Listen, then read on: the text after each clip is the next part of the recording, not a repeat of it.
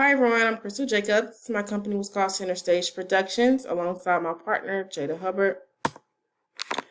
So let's jump right into it. Incident one was job analysis. So we hired a consultant to make a plan for doing job analysis in-house, which cost us $5,000. Job analysis is beneficial for our firm. Our top priority was staffing and wages, so due to that, we could not afford the $15,000 one, which was to analyze production and operations for different jobs. So our results were this delayed the beginning of our job analysis program, and it may affect future operations, which it kind of did because we saw a staffing issue in our future quarters. Quarter one, we did okay. We were in the red in turnover, grievances, unit labor costs, and productivity. Um, how, however, we were doing well in our minorities and female employees and absenteeism. We only increased our wages for our level one workers, I believe about 1%, because we felt like our level one workers needed to be rewarded because they do the hardest work per se. And in the future quarters, we felt like quarter levels 2 through 5 were doing increase in the future quarters. Level 2 incident, so this is going into quarter 2, was job design. We felt like job sharing was the most beneficial for our company. Job sharing allowed the employees to partake in more social interactions and learning to communicate with each other and share their skills and maybe adapt skills from other employees, and also improve problem solving, which can help with absenteeism. So our results for this decision was your choice was a good one to start on. So our CEO liked it. So for quarter 2, we were green everything except for female employees and benefits and labor costs. But however, we felt like we were still doing great because, as you can see in our results, we were over industry average in female workforce, in minority workforce, and in a couple other sections. So going into quarter 3, we dropped way down in morale, maybe because we didn't increase wages as much as we should have, but we were still over industry averages. So I'm not really sure why that happened. So moving along, incident 4, which was going into quarter 4, was selection of an employee. So basically we had to hire different employees in order to supervise different departments. So we chose to hire a male who's 35 years old with a technical degree. He's not too old, he's not too young, and he also has expertise in the field that he's going to be working in. The only thing that he lacked was supervisory experience, which we thought with our training program, we could kind of train him to delegate others and be a mentor to others. As long as he had knowledge in the field, it's beneficial. So our results were our CEO did not hire him but it didn't tell us the reason, but it was okay. So for quarter 4, we did great, which our goal was to do well in quarter 4 starting off. We were all in green except for benefits, productivity, and unit labor costs. But as you can see, we didn't even do anything to benefits this quarter just because we couldn't afford it. We just wanted to make sure everyone was paid and we could hire and train, and those were our top priorities for this quarter. However, productivity is great, which means it didn't really have a fluctuation, but it did increase 0.1%. So as long as it didn't decrease, we were okay with that. So incident 5 was performance appraisal. We decided to do supervisor, subordinate, and self. We're able to appraise each other. We chose behavior anchored rating scale, which was rater selected statements, but best to match the employee's behavior. Different behaviors have different scores. So we felt like this rating scale could target everyone, and this will allow for feedback to be more direct, and we can put this in effect faster. but our results were negative because our supervisors felt very angry and demoralized by this appraisal system, and they didn't want to get appraised by their subordinates. So their morale was low, but we increased their wages. We added programs and retirement benefits. So at the end, they were happy. So our results for quarter 5, we were doing great. We did lose some people. I think about two level 5 workers, but we promoted from level 4, so that was good for the level 4 workers. Labor cost is in the red. We went up 1.5%, but we're working to get that down. Incident 6 was on sexual harassment. I feel very highly on sexual harassment, so that's why we decided to do the top tier, which was $10,000, which was to develop a zero tolerance policy and hire a consultant to develop and present a training program. As I said previously, sexual harassment is important to our firm, and we didn't have many cases, but we wanted to where we didn't have any cases, so that's why we did this. So our results were preparing a stronger sexual harassment policy with sufficient training. It was a wise investment, and preventing potential liabilities that could cost your company millions and millions of dollars. It was beneficial to that. So up-to-date policies and up-to-date training are key to preventing sexual harassment. So for quarter 6, our results were, we were over in most of the categories compared to industry averages, which is what we really compare ourselves to. We wanted to be over industry average. The only thing we were under was unit labor costs. But like I said before, we are trying to work on decreasing that.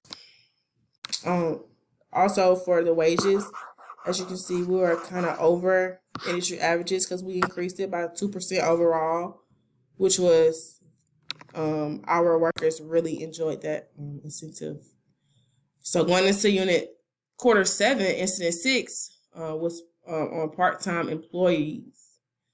So level 5, we were presented the option to have part-time employees, but we decided not to, just because we didn't want our level 1 workers to feel some type of way about it. So that's why we increased their wages in level 5, and in level 6, we decided to add part-time workers. This allowed the company to meet or exceed our production goals, but not burning out our current employees. However, our results were full-time workers are worried that part-timers that we hired will replace them, which they won't. So they didn't have to worry about that. Productivity may be affected. However, it was increased as of quarter 8. So going into quarter 7, we had a lot of people get into accidents. I'm not sure why. We had some turnovers. Labor costs went up. So we weren't doing so well in quarter 5. However, our productivity did go up 1.4%, which was great. We were still relatively high for our wages compared to industry averages, which was what we were really focused on. We did add money into our benefit plan this quarter, so it increased to 26.3%, which was 3% over industry average, which was what we were gunning for. Incident 7, going into quarter 8, was compensation planning. Profit sharing or gaining sharing is what we chose. So that is, a goal would be established monthly, quarterly, or annually, and workers would share in profits if goals are exceeded. So this pushed productivity, so they can get this incentive and get this bonus. So our results were, exploring a profit sharing plan is a great idea, and tying in compensation to performance should increase productivity in the company, which was what we were gunning for as well. Also, we had to choose if we wanted to do self-managed teams. So we decided not to, just because our firm, we weigh heavily on level 1 workers, and self-managed level 1 workers is not a good idea. But however, our results were, the CEO is very disappointed that we did not choose to do self-managing work teams. She feels that the HR department is not keeping up with the times. So we did not take into account that HR and different um, higher level workers can do self-managed teams. We were only focused on level 1. So this was a mistake that we did make. But going forward, I feel like we will have self-managed teams for our higher level workers. Also going into quarter 8, we had to do an incident on employee health and wellness. We had to choose between mental health, substance abuse, and I believe wellness, which was like tobacco, and exercise and things of that nature. So we did not choose wellness because we did not want our employees to feel any health judgment from us. However, we feel mental health and substance is a disease that could affect the worker's mindset. It will help with absenteeism a great deal, for us to help mentor and get these people the help they need about substance abuse and mental health. Our results were: your choice of health and wellness programs is excellent. Your company has been given the Employee of the Quarter award by the Health Institute. So we were very ecstatic about that. Moving along, quarter 8, our goals were okay for us. We only lacked in female employees, turnover, accident rate, and labor costs. We did hire part-time workers in quarter number 6, so that's how we felt that That's why we felt that accident rate increased, because maybe we hired those part-time workers, and turnover rate increased because we hired those part-time workers. But overall, we felt like it helped with the productivity, so we were happy about that. So let's jump into our demographic analysis. Overall, we did not meet our quota. We did not meet our target overall compared to the community of female and community of minorities. So level 5 workers was a 5% difference, basically 10% difference for level 4, about 3% difference for level 3. It was the same for level 2, but we were still stagnant. Level 1 was relatively the same as level 2. So overall, we did not meet our target. We wanted to have at least like 45% in all categories, but we just could not get that high. The highest we got to was 24% for female workers, for level 1 workers, which was still low to us. So this is something that we have to work on. So what more can we do to achieve diversity goals? So 1, we can make diversity seem big and highlight the things that help employees in our company feel included. We can have more social outings and corporate events to celebrate employee differences, and even add in different cultural themes and food to the mix when we have special events in our office. We can train recruiters to not focus on biases, or maybe like pinpoint different biases that people have so they can deter from that. We can have policies in place to reduce and eliminate discrimination. Having a self-managing inclusion team can help meet diversity goals as well. So what problems do you foresee with hiring a diverse workforce? 1, communication. People misunderstand people all the time. So, and it's also language barriers and tone of voice barriers and things of that nature. So to avoid that, we're going to tell our employees, don't assume anything, just ask questions, and we're going to have an open door policy and have mediators available. This for any company going forward.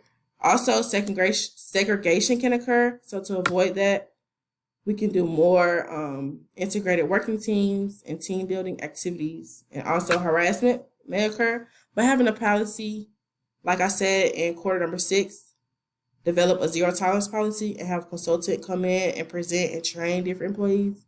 I feel like that will decrease harassment overall. So, overall factors to know about human resources and my key takeaways from this class. 1, know about compliance and laws.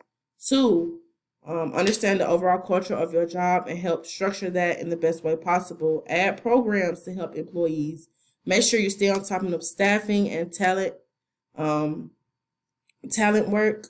Workforce planning and job design is a key factor. Diversity. More companies now are wanting to get more diverse, so it's always good to stay with the trends. Benefits and wellness programs can help with morale, turnover, and overall employee engagement. Turnover rate and absenteeism is a big factor. You want to keep your employees there. You want to keep